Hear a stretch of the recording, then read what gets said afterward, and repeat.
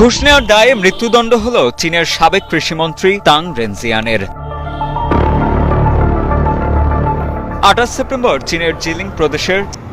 তো এই ভিডিওটা সবাই শুনলে, চায়নার একটা মন্ত্রী শুধু ঘুষ খেয়েছে বলে তাকে ফাঁসির সাজা দিয়েছে।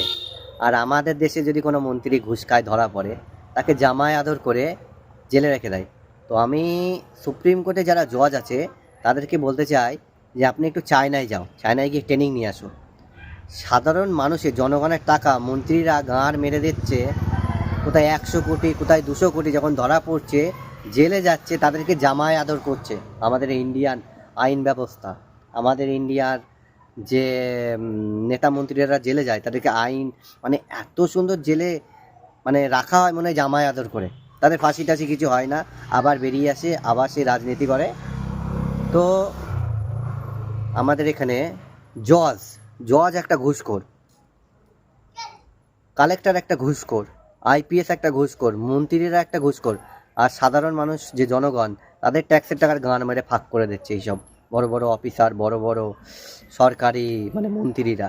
আর ওখানে সুপ্রিম কোর্ট বসে আছে। তো আমি একটা ভালো কথা বলছি, সুপ্রিম কোর্টকে যারা জজ আছে তাদেরকে বলে একবার চায়নায় যায়, চায়নায় গিয়ে ট্রেনিং করে আসো যে ওরা কিভাবে তাদেরকে ফাঁসি দিচ্ছে।